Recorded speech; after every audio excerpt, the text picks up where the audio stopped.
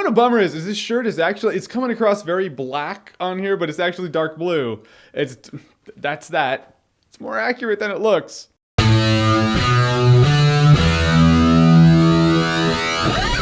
Uncharted 4: A Thief's End. So Uncharted 4 is the newest chapter in the Uncharted series. To be honest with you guys, I was a little, I don't want to say salty about this game, but I mean, Amy Hennig, the creative director of Uncharted 1, 2, and 3, I'm a big fan of hers. She also did the Soul Reaver series.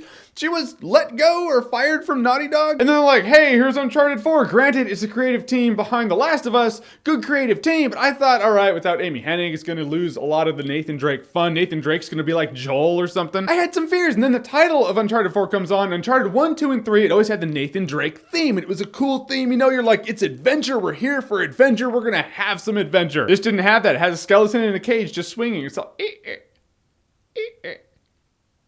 I was like, that's what, dude, I'm telling you, the fun's gonna be lost. Then I played the game, found out I was dead wrong, because this game is pretty fucking amazing. So in Uncharted 4, Nathan Drake has been out of the game since Uncharted 3. It's a few years later, he's married to Elena. Then someone from his past, I'm gonna keep it vague, because I didn't watch any trailers for this game before I played it. I just went in fresh. I'm glad I did, so I'm gonna keep some information from you if I can. So someone from his past comes back into his life, someone from his childhood. He's like, hey, you remember that treasure we wanted to find back in the day when we were kids? All right, so I found out where it is. We gotta find it. And please help me because my life is in danger. And that's the one thing that's gonna drag Nathan Drake back into the game, is to save this guy's life. So he's like, all right, let's do it. And when I first met this guy, I was like, okay, this guy's gonna be like Dom from Entourage, where it's like, hey, we knew this guy back in the day. And you're like, whoa, this is kind of intrusive. Hey, I have my crew. Don't mess with a good thing. Who's this guy? But they do him and his friendship with Nathan Drake so well. Plus, he's voiced by Troy Baker. So Troy Baker and Nolan North going back and forth. But I actually liked Sam. It's the dude's name. He kicks ass and he knows a lot about this archaeology. Arguably more than Nathan Drake. A couple times Drake will say something and Sam will correct him like, no, it's that. And Drake's like, yeah, totally what I meant. So right there, the guy's worth his salt. And then the two interact more and you're like, all right, man, you're part of the team. However, there is a conflict within what you thought the story was. In Uncharted 3, it showed Nathan Drake was his kid. He was alone. And then he met Sully and they became a team. And then you find out, no, when he was a kid, he knew Sam and they were palling around and doing shit. And you're like, wait, no, that's not what Uncharted 3 told me. So again, you have conflict of information that can fit together as a whole, but it just kind of changes what you thought you knew. By the end of this game, you're like, no, we'll take Uncharted 4's word for it because this game.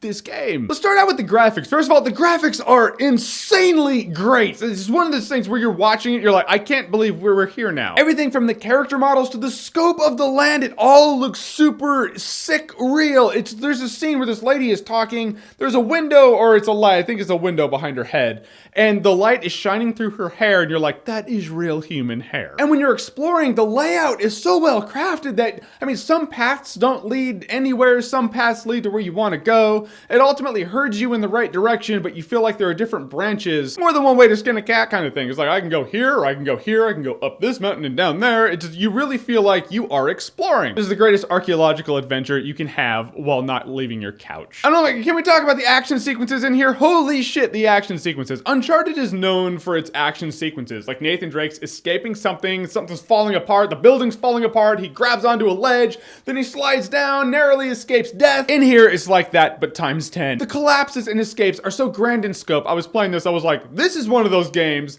that is so much fun to play and probably still fun to watch. It's not like Final Fantasy VI where you're like, hey, this is a great game to play. Oh, you're asleep. Okay, I get it.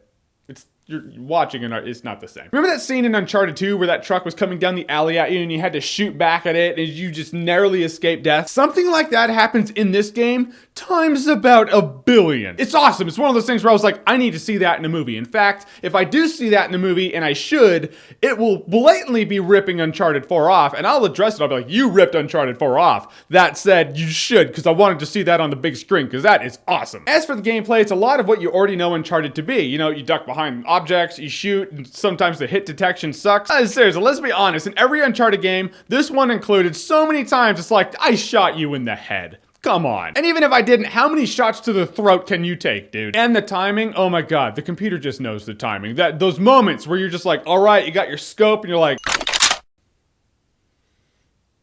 huh? Oh, there he this? It's like, did you just know? Do you duck on the premise that when I pull the trigger, that's actually controlling the bot character to duck? Shenanigans, I tell you, Uncharted shenanigans. One thing that's missing that I really miss was the ability to throw grenades back at guys. Like in the past Uncharted game, I think it started in 2, but definitely 3 had it, where someone will lob a grenade at you and you can just grab the grenade and throw it back. It's kind of a logical move to do if a grenade lands at your feet and has a few seconds before it explodes. Granted, yes, it made grenades a lot less dangerous when Uncharted incorporated that. So now that Uncharted 4 has taken that dynamic away, grenades are back to being super dangerous. So I can't fault them for it, because Uncharted 3 just did not sweat grenades at all. But there is a new mechanic that Uncharted 4 incorporates that the Uncharted series has never really fully embraced, and that is stealth. They have line of sight, kind of like Metal Gear Solid. They'll see you and like, huh? Let's go check that out. Right when I saw it, I was like, oh my gosh, Metal Gear Solid, I was born of this! I got super excited. This one area, I slaughtered everybody, neck breaking, slamming their heads on the ground, hiding in the flowers and bushes, and jumping up and cracking necks. When I cleared out this entire area, Sam was like, oh, that got hairy. You're like, yeah, someone will have heard that. We gotta go. I was like, oh, that's cute. The game thinks I would have totally blown it and had to shoot guns. They underestimate the MGS skills that have honed me throughout time. So I was really glad that they incorporated a Metal Gear Solid-esque stealth mechanic. And a new little tool you get is a grappling hook. You have this grappling hook that, you grapple onto things and you climb up, or you can swing around. It goes with the action sequences sometimes. Sometimes Nathan Drake will swing around or right into a window and you're back into the mix. Crazy, insane excitement. But the grappling hook does give you pause and you're like, there are a few scenarios where it's like, oh, Nathan Drake's up on a ledge. He's like, oh, I can't reach you. We gotta find something. I'm like, you have a rope. You actually have a rope the guy can climb up right now. But it wouldn't be puzzles, because all the puzzles in the Uncharted games are what make Uncharted fun. You see these puzzles, you're like, all right, I gotta get all super genius-y right now. It's not really super genius stuff, but it's fun and it really makes you feel like you're in an Indiana Jones-esque adventure in modern time. But in every game like this, it's like the end boss mechanic is always different than every other mechanic. You die a few times, you don't even feel bad about it. It grinds the momentum of the game to a halt, which is a bummer, but you're like, it's a learning curve. I haven't used this mechanic at all in this game until just now. Kind of like at the end of Metal Gear Solid 2, where it's like, oh, I'm fighting with swords. Now you're like, fighting with what? I haven't. All right, let's kick my ass a few times, because that's just how it's gonna go down. Guys, in the end, Uncharted 4 took everything I loved about Uncharted 2, because I personally liked Uncharted 2 more than 3, because 3 felt like a little broken up. It's like the first half was totally different than the second half. You had a different crew here and a different crew here. Uncharted 2 had the same crew and twists and turns throughout, and then you reach the end, you're like, that was a whole cohesive thing that was super exciting. That this is like Uncharted 2 next level shit. It has great character. They kept the character of Nathan Drake. They upped the stakes, they upped the ante, and it really feels like a proper send-off for Nathan Drake and his crew, because this is the last Uncharted game, and by the end of the game, you're playing it and you're like, this feels like a show that I've been watching for about a decade, and this is the last episode of the last season. This is the series finale. You put it down, and it's a bittersweet kind of sad feeling. You're fulfilled in a weird way. And even in the end credits, they give a special thanks to Amy Hennig for everything she has done in the Uncharted series. They didn't have to do that, but they did, and I thought that was really nice. And so, as an Amy Hennig fan, good on you guys. Good on you, Naughty Dog. You ain't so naughty. I'll say Uncharted 4, visually, gameplay, character-wise, scope, setting. I mean, you look around when you're on these cliffs, you're like, I'm on a vacation. I'm in a different place. And when you can have that and you're searching for a super pirate treasure in the mix of all of it, this is Uncharted, how Uncharted should be. It's completely fulfilling on every level, and Uncharted 4 is awesome-tacular.